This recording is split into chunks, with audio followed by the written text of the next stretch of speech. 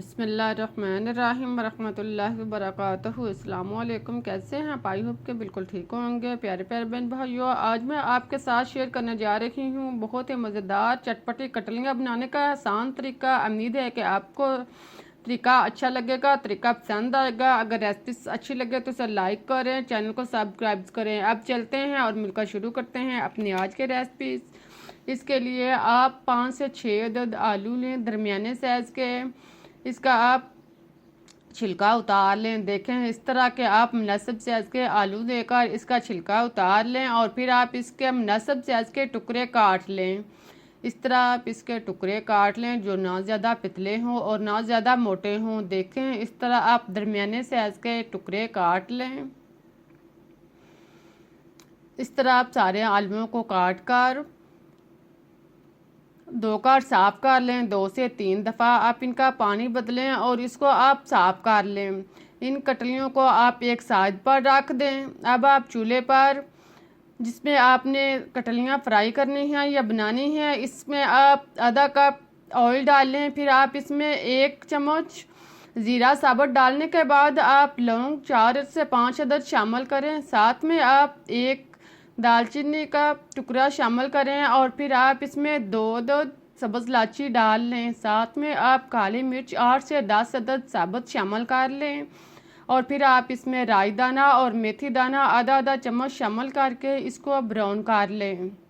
इसको आप 25 से 30 सेकंड तक ब्राउन करें। फिर आप इसमें अदरक और लहसुन कुटा हुआ 1 से 1.5 चम्मच शामिल करें। इसे आप डालकर आप इसे मिक्स करें और इसे ब्राउन होने दें।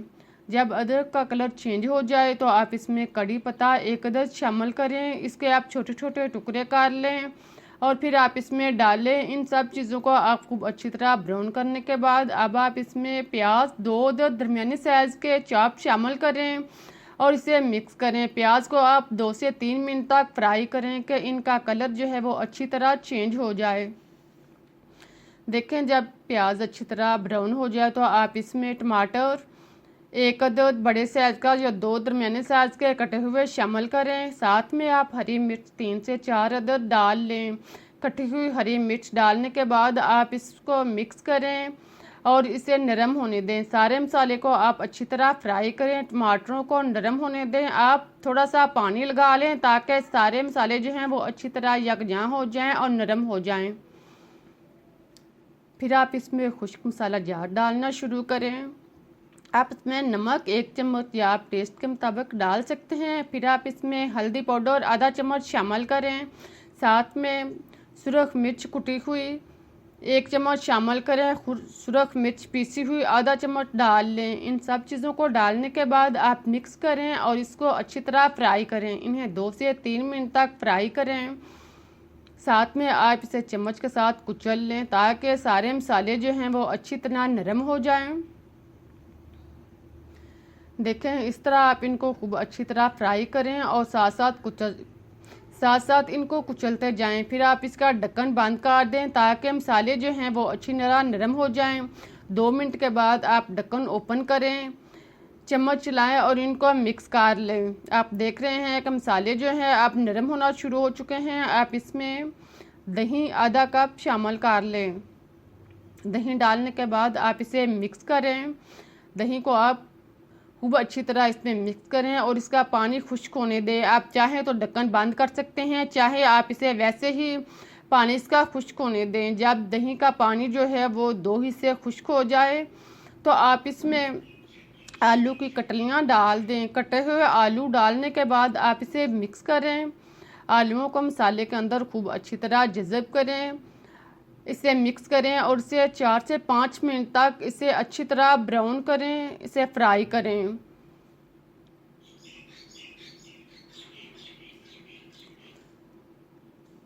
साथ में चम्मच चलाते रहें ताकि कटलियाँ जो हैं वो अच्छी तरह ब्राउन हो जाएं और फ्राई हो जाएं। चारों साइड से कटलियाँ अच्छी तरह ब्राउन हो जाएं। आप देख रहे हैं कि अब घी जो है वो लग होना शुरू हो चुका है। समझे कि कटलियाँ जो हैं वो तैयार हो चुकी हैं, ब्राउन हो चुकी हैं।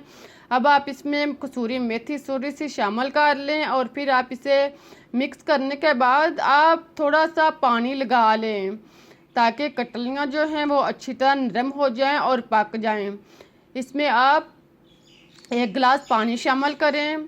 पानी डालने के बाद आप चम्मच चलाकर मसाला जो है वो अच्छी तरह मिक्स कर लें। साइडों से उतार कर मसाले को आप अच्छी तरह पानी में जज़ब करें और फिर आप इसका ढक्कन बंद करके आप इसे लो आंच पर पकने दें। इसको आप इतनी देर तक पकाएं कि कटलियाँ जो हैं वो नरम हो जाएं और पानी खुश्क हो जाए। आप देख रहे हैं कि पानी जो है वो खुश्क होने के करीब हो चुका है। आप इसे चम्मच चलाकर मिक्स करें और फिर आप चेक कर लें कि आलू जो हैं वो गल चुके हैं। आप इसको चेक कर लें, अगर आलू गल चुके हैं तो समझें हमारी कटलियाँ जो हैं वो तैयार हो चुकी हैं। अगर आलू थोड़े सख्त हों तो आप थोड़ा सा पानी और भी लगा सकते हैं। आप देख रहे हैं कि आलू जो हैं वो गल चुके हैं, कटलियाँ जो हैं वो खिली भी हैं, गली भी हैं, नरम भी हो चुकी हैं।